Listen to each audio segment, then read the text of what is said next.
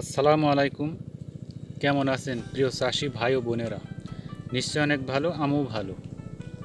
দেখতে দেখতে শশা গাছ দেখুন এই পর্যায়ে চলে এসেছে। অনেক ঝড় ঝাপটা বাধা বিঘ্নর পরে গাছগুলো এই পর্যায়ে এসেছে। কারণ এখানে গাছ চার বের বীজ রোপণ করার পরে প্রথম চান্সের গাছ এটা কিছু বেঁচে আছে। ইঁদুরে সব খেয়ে নিয়েছিল জার্মিনেশন হওয়ার পরে আবার সেখানে গোড়া দিয়ে আবার খেয়ে নিয়েছিল। এইভাবে চার বেড়ে বেলা আবার বাসায় চারা দিয়ে ট্রেতেই সব জায়গাগুলো পূরণ করা হয়েছে। আর এইগুলো সেই প্রথম চান্সের গাছ, কিছু গাছ ছিল। আর গাছগুলো যে এত সুন্দর গ্রোথ হয়েছে না দেখলেই নাই। এই গাছগুলো দেখুন কত সুন্দর গ্রোথ।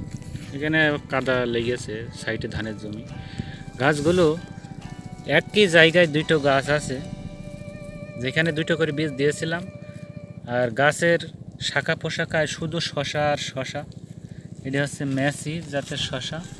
এই যে এখানে এই যে কিছু শশা, এই যে জালি অলরেডি ফোটার মুহূর্ত চলে এসে পড়বে। আর এখানে দেখা ভালো, এখানে দুটো গাছের গোড়া আছে একই জায়গায়। এই যে দেখতে পাচ্ছেন, এই যে দুটো গাছ এখানে একই জায়গার খাবার খাচ্ছে।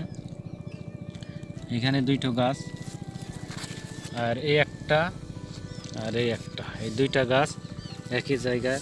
আর এই যে এগুলো হচ্ছে ম্যাসি। দেখুন কত জালি আছে শশার ভরপুর। এই জালিগুলো শশার গাছের গ্রোথ, গাছ খুব বেশি বড় নাই, গাছের গোড়াগুলো অনেক মোটা। এই যে এই গাছটা দেখুন,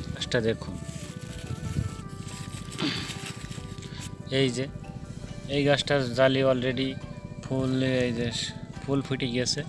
আর গাছের গোড়াটা কী রকম মোটা তাই দেখুন। এই যে এখান থেকে গাছটা এইটুকুনো জাস্ট বয়স 1 বিদ্যা থেকে 1.5 বিদ্যা হবে, 2 বিদ্যা এখনো হয়নি। গাছগুলো কীরকম মোটা দেখুন, অনেক মোটা গাছ।